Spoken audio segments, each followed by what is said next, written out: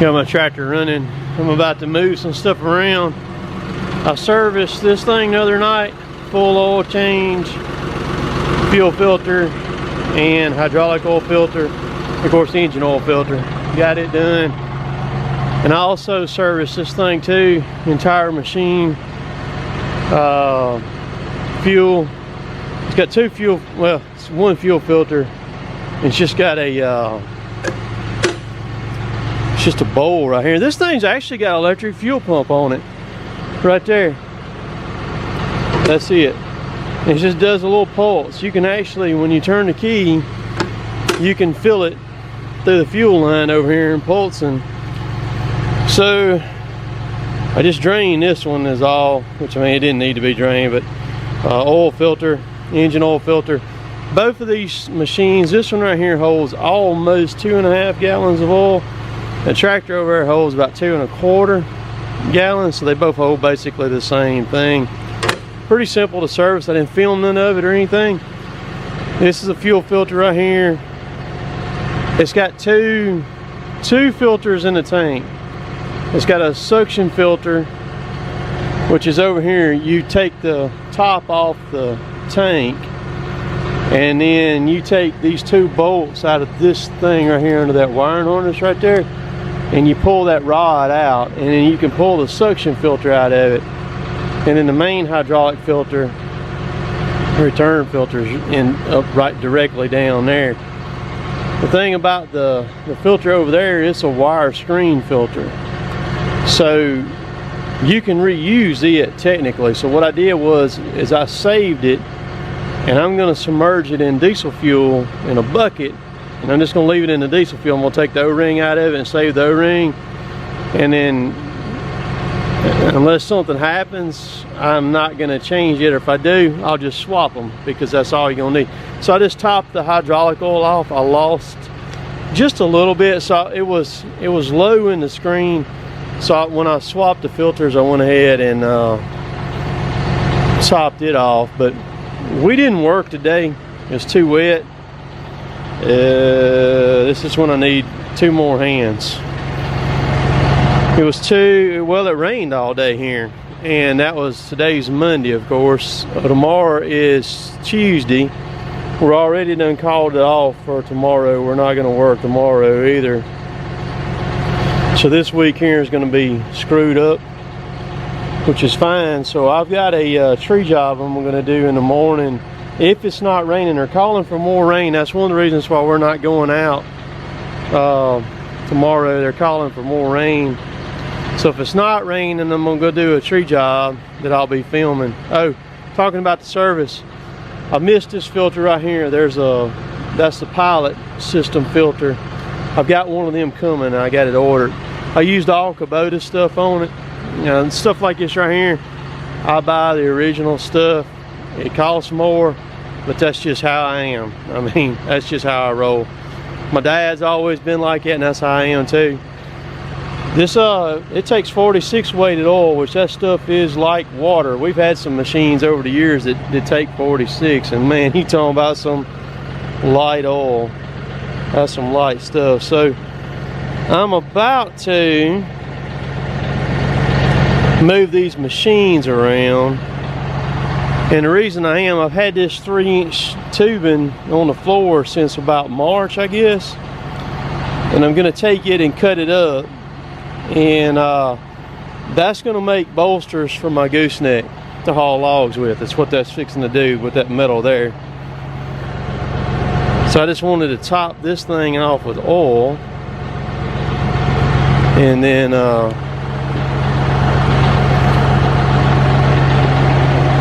with this thing, so you can see all the Kubota stuff and the filters and all that right there. Oh, there's the rake right there. It's gonna be a little bit before y'all see that rake in action. I don't have time to fool with it right now, so it's gonna be just a little bit before you see it rolling.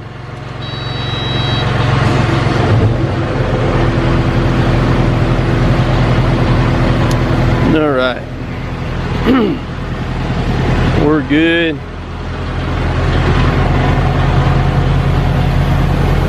But a very simple machine to service. Both of these are. Well, I take that back.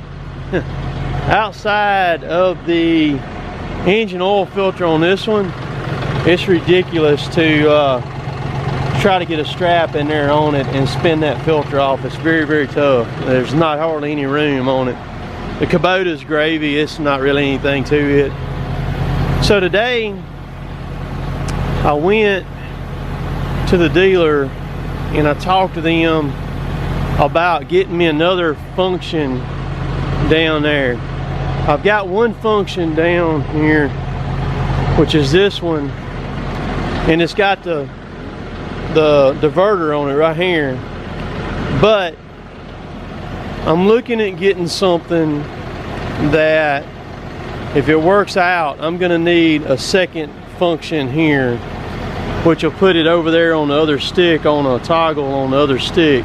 If it'll work, it should work. I think it will, because it's already got the places for the line to go on it. See right there. And because if I end up getting what I'm after getting, I'll have to have two functions down here to make it all work right.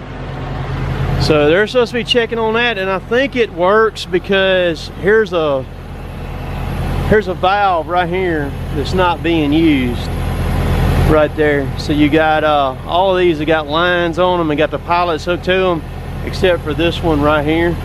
It don't have anything on it.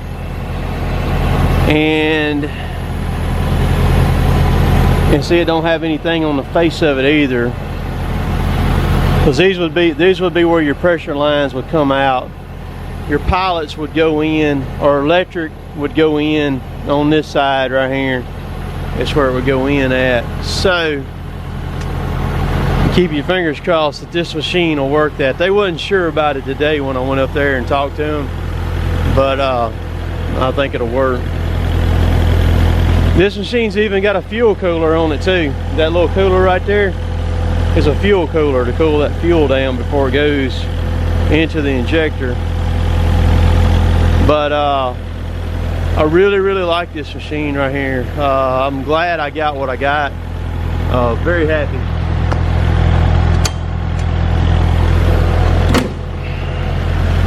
Very happy with it. So I got to get my bucket, my 2-foot bucket, and I got to stick it on there real quick and get it in here. I got to take the smooth edges on it right now. I've got to pull it off. I need to clean that pin off too. So we'll do that right quick. I'm gonna put this camera down.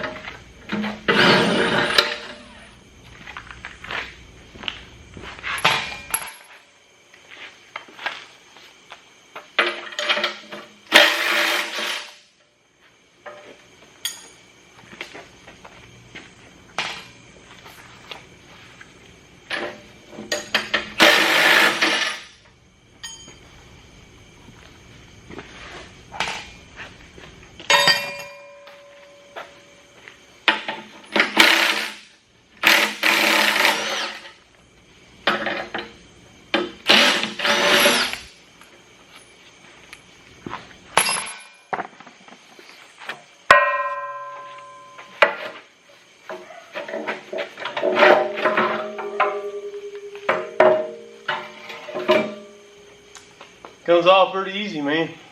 Thought I may have to tap it with the hammer, but I didn't. Let's see here.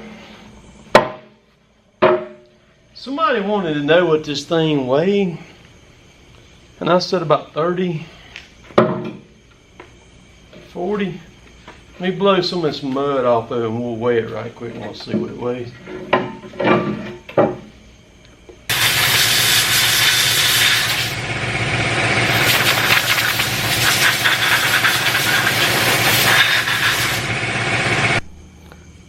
Alright, so I'm having to hold this thing.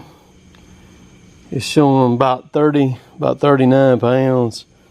I was figuring, you know, 30 to 40 is kind of what I was figuring, so I was pretty well about, you know, that's pretty dang close. So it's not bad.